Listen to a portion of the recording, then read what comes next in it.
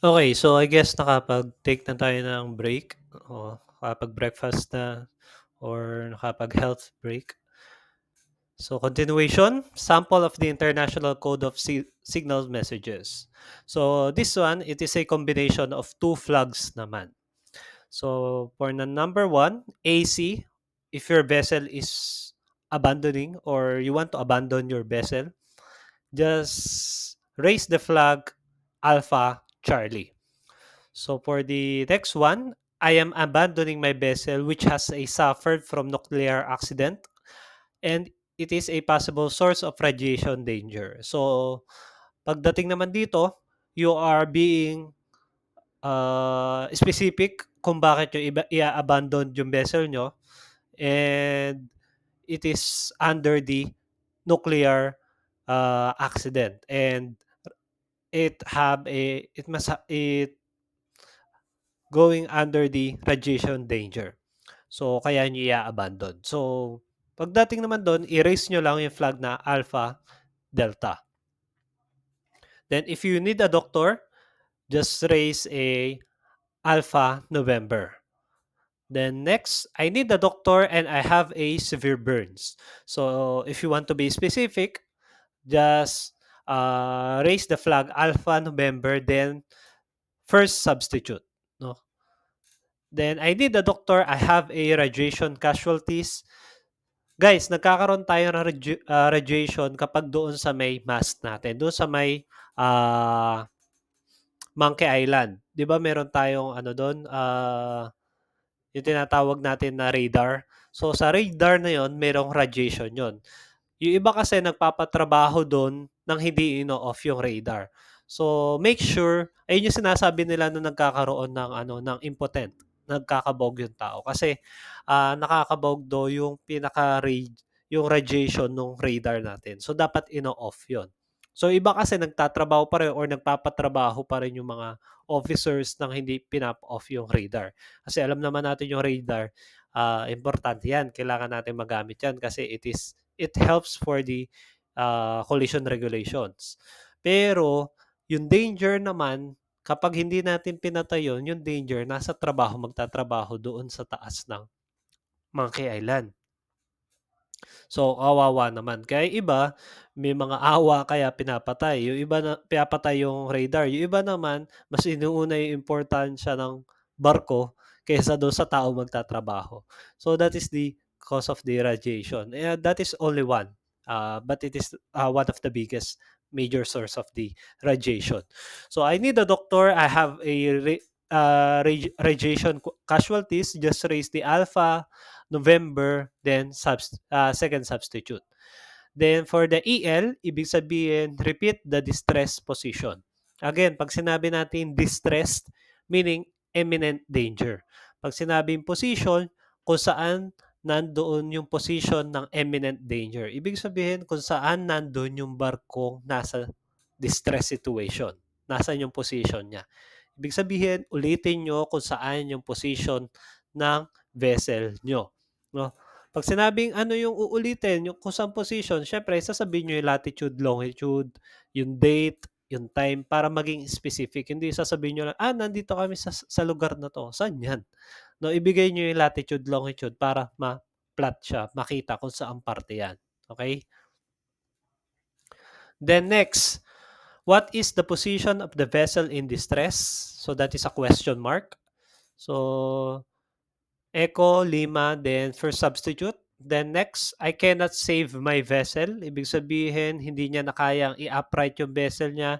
And ang gagawin niya na next ay, I am abandoning my vessel, which is AC. So, sino ba yung mauuna? I cannot save my vessel o yung I am abandoning my vessel? So, syempre, ang mauuna dyan is, I cannot save my vessel. Ibig sabihin, sinubukan niya pa rin i-save yung vessel but he wasn't able to survive para ma-upright pa yung vessel. So, the last resort is abandoning the vessel. The next, GN, you should take off persons, no? So, magbabawas kayo ng person on board.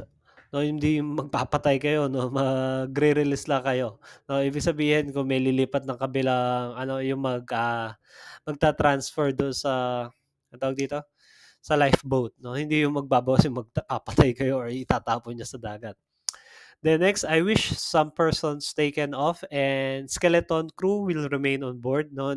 This one is kapag meron ng, physical na nangyayari 'no. So, I wish some persons taken off and skeleton crew will remain on board.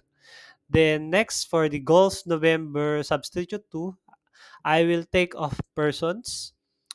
Then golf November substitute 3, can you take off persons? So mga questions to with regarding sa tao 'no.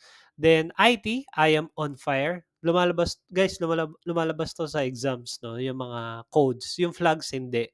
Hindi yung mismong drawing ng flags, but the codes itself. Like for example, 'tong IT, lumabas siya dun sa examinations ko ng GMDSS. Then MAA, I request urgent medical advice, no? It is the Mike Alpha Alpha, no? I request urgent medical advice. Then next, I request you to make a rendezvous in the position indicated. Pag sinabing rendezvous, ito yung kung saan kayo magkikita-kita, no? So rendezvous, I request you to make a rendezvous in the position indicated. So magre-request ako kung saan position tayo magkita-kita doon sa in-indicate mong position, no? Kung saan banda doon. Then next, I request you to arrange hospital admission. No, it is the Mike Alpha Charlie. Then Mike Alpha Delta, I am hours from the nearest port. Ibig sabihin, kaalis lang ng vessel niya sa pinakamalapit na port. Then Mike Sierra November, my vessel is in a dangerous source of radiation. So you may approach from my starboard side. So nakaka-experience yung vessel niya ng radiation. Syempre, pwede ring magkaroon ng effect yun sa another vessel. Kaya niya sinasabi dun sa starboard side na dumaan. Maybe on that side is medyo mababa yung radiation or doon banda naka-close yung radar nila. So the coverage of the low clouds is the number of octants eighths of skies covered, VG. And US4, nothing can be done until weather moderates. So that is the reply, no? And again, all of these flags is i-erase natin sa may Monkey Island yung mga flags natin. So NC, I am in distress and I require immediate assistance. So distress signal. Lumabas din to sa exam ko, tong NZ. And the substitute or the penance. So one of the penance is the first substitute. So this one is used to repeat the first flag of the hoist later within the same hoist. So again, ginagamit daw natin tong substitute na to repeat the first flag of the hoist later within the same hoist. So the other two substitutes allow the four or number combination to be sent using only one set of flags and the absence of flag officer or unit commander in report. For the second substitute, it is used to the second flag or the hoist later with the same hoist. So kapag daw absence naman yung chip or the stop of the import. Used to repeat the third flag of the hoist later when the absence of the commanding officer. So third substitute, answering pennant or pendant. At the dip of the halfway of the halyard, ready to receive the message, close up, no? Pag sinabing close up, yung pinakataas, pinakatuktok mo ilalagay, the message has been received and understood. So, ayan daw, no, yung pagkaka-difference. So, pag sinabing at the dip, no, and about halfway of the halyard, sa gitna, ready to receive the message. Pero kapag close up daw, sa pinakatuktok, message has been received and understood. Hold down kapag nasa baba daw yung flag. Signals end, ibig sabihin tapos na yung transmission of signals and messages. And with the numbers of the decimal point. So by a warship, when flag over a host indicates the message is to be read according to the international code signals. So ayan po yung ating penance, no? From 1, 2, 3, 4, 5, 6, 7, 8, 9, and 0.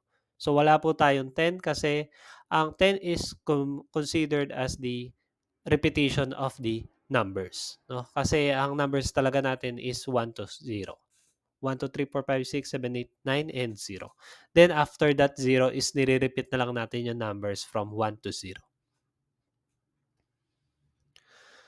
So for the distress and life-saving signals. So for this one, the life-saving distress and signals for the following should be displayed on each or either together or separately indicates the distress and need of the assistance.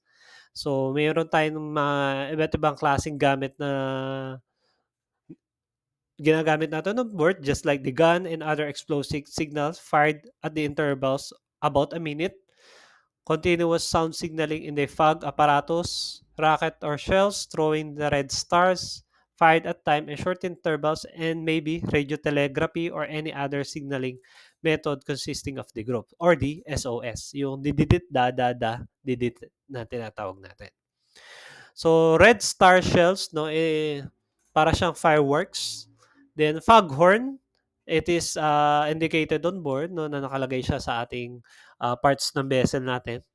Then flames on a vessel, gun fired at intervals of 1 minute, orange background and shell square, no, uh, as far as I remember, kasama siya sa Colregs. Yan. Yan, orange background and black ball square. Then, SOS.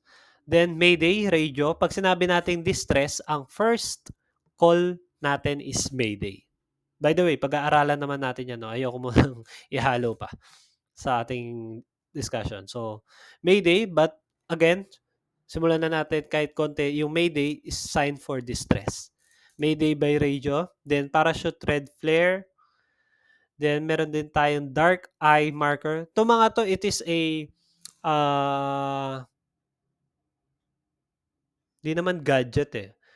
This one is used for a life-saving or distress signals para ma-alerto yung mga vessels na malapit sa inyo or yung mga vessels na makakasalubong nyo or mga vessels na nasa bandang likuran nyo para ma-aware sila na kung hindi man kayo makapag-transmit ng message through distress message or through distress call or flags, hindi kayo makapag-ano, then you can use other options, no? Yung die marker, yung waves of arms, yung SOS, Mayday, fog, red star shells, any other available means na magkakaroon ng life-saving equipment on board.